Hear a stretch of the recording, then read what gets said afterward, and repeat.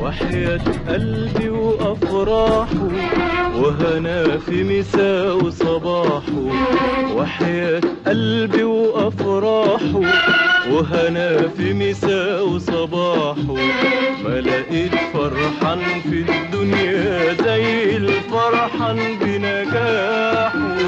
وحياة قلبي في ظل هذه الأجواء الرائعة والنفحات العطرة متزامنة مع شهر رمضان الكريم أعاده الله عليكم بالخير واليمن والبركات، وبحضور كل من بعض الأفاضل الكرام سواء إن كان من الجهات الإدارية والتنفيذية في المدينة، وبعض من عائلات كفر شكر، وبعض من هيئة المكتب التنفيذي لحزب الدستور على مستوى الجمهورية ومستوى المحافظة، وذلك في إطار تمثيل رمضانية مرتبطة بحدث عظيم،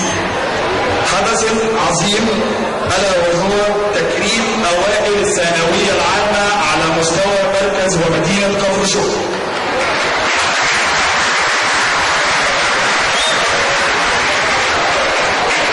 وفقهم الله في حياتهم الجامعية والمستقبلية.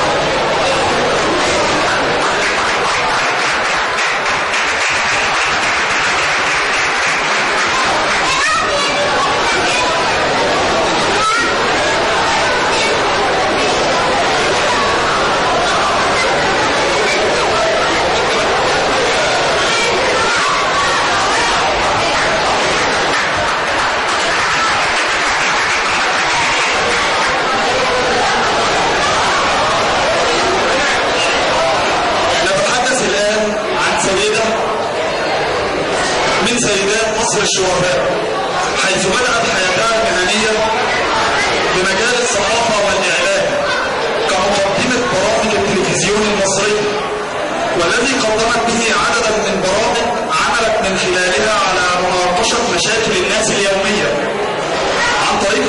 الشارع وعرض مشاكلهم والمتاعب التي يواجهونها في حياتهم اليومية. عرفت الإعلامية المصرية خلال مشوارها الإعلامي بمواقفها المعارض للحكومة المصرية، حيث طالبت بإطلاق سراح المساكين الرقم من السجون المصرية ودافعت عن حقوق الإنسان، كما انضمت للكثير من الحركات والاحتجاجات المطالبة بالتغيير مما عرضها إلى مضايقات حتى أنها منعت من الظهور في برامج سواء على قناة حكومية أو قناة فضائية. السيدة التي نتحدث عنها اليوم أمين تنظيم حزب الدستور السيدة جميلة إسماعيل، فنحييها جميعا.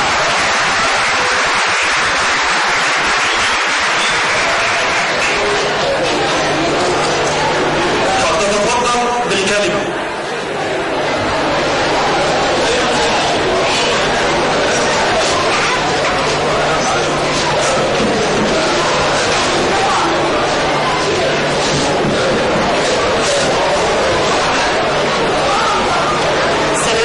جميعا ليلة جميلة من ليالي رمضان، ليلة جميلة من الليالي والأيام اللي احنا بنعيشها بعد ثورة 25 يناير.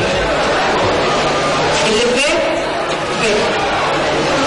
كل اللي كان بيتكلم عنه الزميل من ظلم وقهر وعسف فات. بعد 25 يناير شفنا أفق جديد، شفنا وفتحنا صفحة جديدة. النهاردة أنا جاية بكر الشغل لا عشان أتكلم في السياسة ولا الاقتصاد ولا عن الإخوان ولا عن مرسي اللي راح ومش هيرجع ولا عن أي كلام. الكلام ده كله في الحقيقة مش موضوعنا. أنا جاية النهاردة علشان أشارككم فرحتكم اللي انتوا اللي تفوقتوا ونجحتوا، وفرحة الأمهات اللي سهرت الليالي وقعدت جنب ولادها وبناتها عشان يذاكروا وعشان ينجحوا،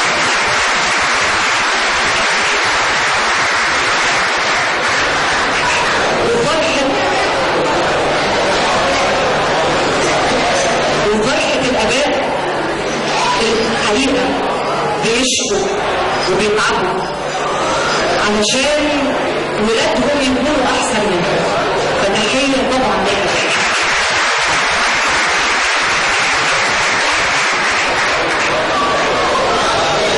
النهارده مفيش كلام كبير ولا في اسئله كبيره هنطرحها ابدا. النهارده في مشاعر حلوه.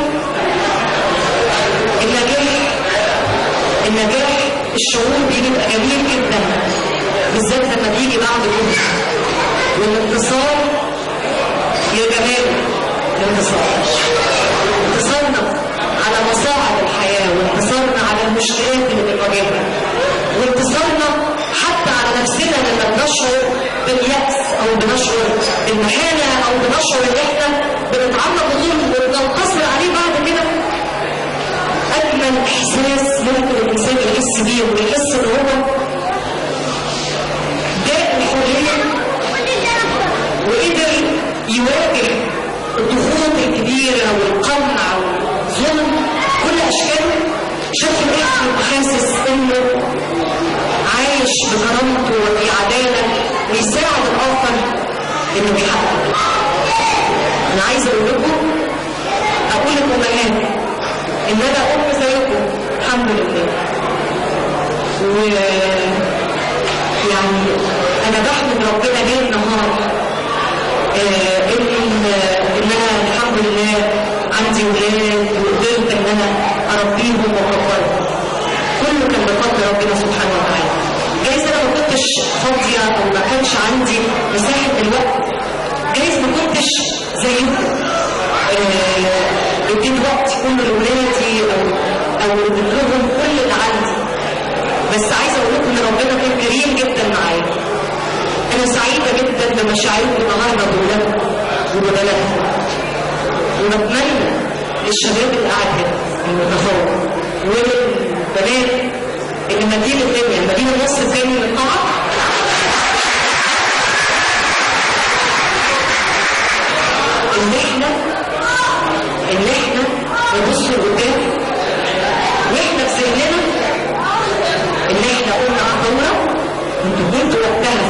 فيها وفعاليات فيها في 25 يناير ان احنا اتحررنا من قيود وظلم كبير جدا كانوا اهالينا بيعيشوه واجدادنا، اللي احنا قدامنا مستقبل على مدى الشهور، قدامنا المستقبل مفتوح. حاولوا على قد ما تقدروا يعني تبذلوا كل الجهد اللي ممكن تبذلوه علشان تبنوا البلد. تاني مش عايزه اقول كلام كبير، بس عايزه افكر الامهات والاباء بالجبران خليل جبران قالوا في يوم من الايام، علشان ده ايه؟ اللي رايح مكتب التنسيق وبيملى الورق وبابا بيقعد يقول له ايه؟ حط دي رغبه اولى، لا حط دي رغبه ثانيه. مش ده بيحصل دلوقتي؟ ما بيحصلش؟ بيحصل ده يا بنات؟ بيحصل اهو. يظهر ان كفر شكر لسه برضه البنات هم البنات صراحه، البنات صراحه. وجبران خليل جبران قال ايه؟ ابنائكم ليسوا ملك لكم، ابنائكم ملك الحياه. انا فخوره جدا ان انا هنا في ضيافه احمد محي الدين، حكيم يعني الزعيم والقائد والسياسي البارع المحترم خالد محي الدين.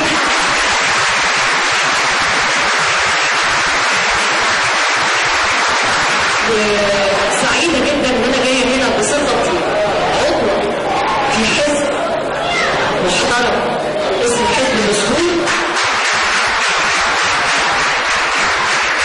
وسعيده ان انا وفخوره جدا ان في اول زياره ليا لكفر شكر، اول زياره ليا كامين تنظيمي لمحافظه القليوبيه، كانت الزياره دي في ضيافه اخر ترابيزه موجوده ورا، هي ترابيزه اعضاء حزب الدستور وقيادات الدستور من الشباب في محافظه القليوبيه. بشكركم واتشرفت بوجودكم واتشرفت بوجودي معاكم النهارده في كفر شكر. شكرا. أشكر الجميلة جميلة إسماعيل على الكلمة الرقيقة. نبدأ مراسم حفل توزيع الجوائز على أصحاب الحفلة الحربيين وهم أوائل الثانوية العامة. بداية بيان أسماء أوائل الثانوية العامة للعام الدراسي 2012-2013. أولا علمي علوم، الاسم شيماء جمال السيد محمد. الترتيب الأول المدرسة كفر شكر بنات، وترتيبها الرابع على الجمهورية. فلنحييها جميعا.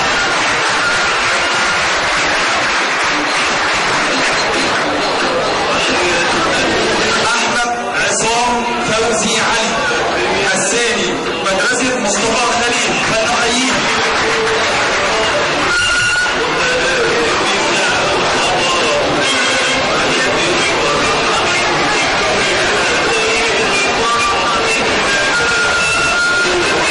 برضو بعض شهادات التقديم. عزة خليل أمين العمل التدبيري بحزب الدستور كفر شكر.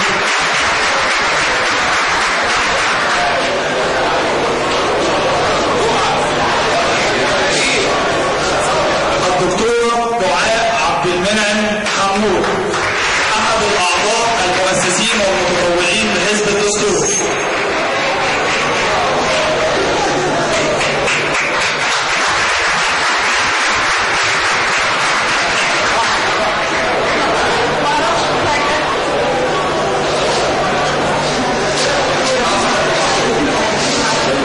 الأستاذ أحمد الخيال أمين لجنة الشؤون القانونية بحزب الدستور.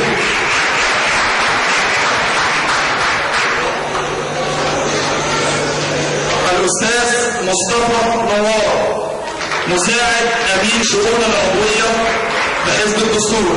ألف سلام.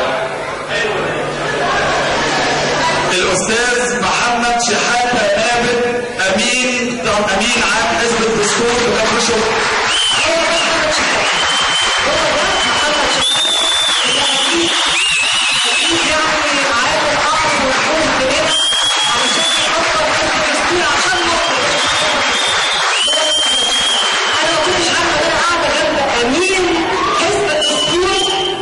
شكر. الشربيني عادل، أمين لجنة شؤون العضوية حزب الدستور.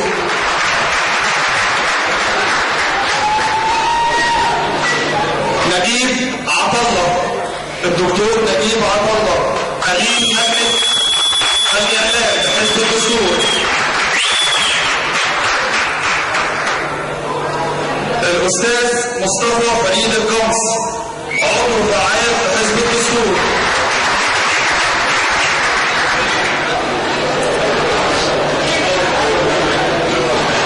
أحمد يوسف محي الدين، أمين مساعد شمال القليوبية لحزب الدستور.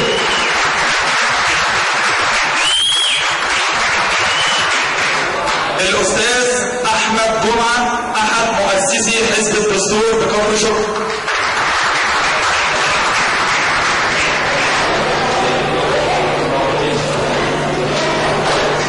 الدكتور محمود جبل، أحد أعضاء مؤسسي حزب الدستور بكفر شكر.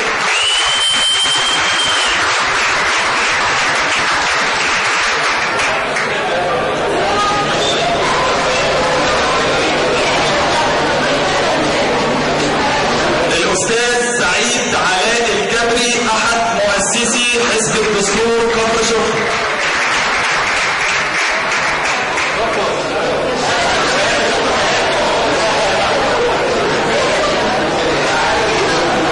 الأستاذ يوسف عبد النبي، أحد مؤسسي حزب الدستور بكفر شكر.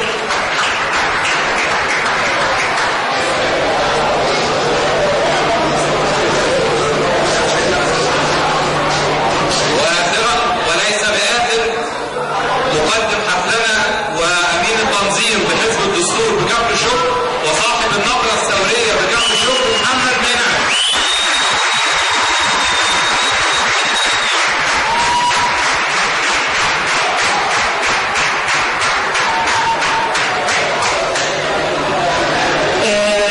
يعني انا لاني ضيفه ومش عارفه حاجه، فلازم ما نمشي، لازم يعني نشكر وجود المكتب التنفيذي لحزب الدستور في محافظه القليوبيه ومن المراكز الاخرى هنا في كفر شكر. امين عام المحافظه بلال سعيد، أمين التنظيم بالقليوبية أحمد صالح، حزب الدستور.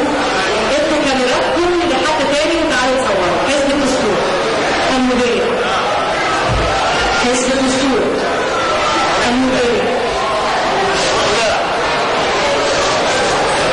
أحمد العوضي، أمين العضوية أحمد، أمين تنظيم.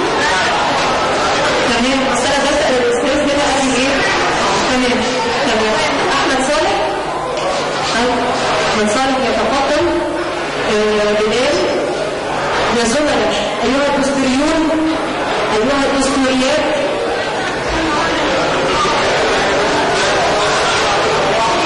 تعالوا اتفضلوا.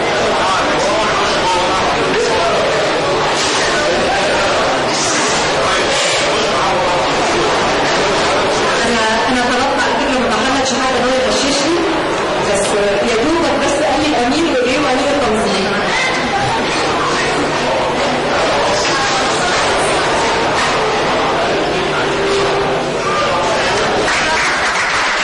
شكرا استاذ اسامه مصور الفنان بحزب الدستور.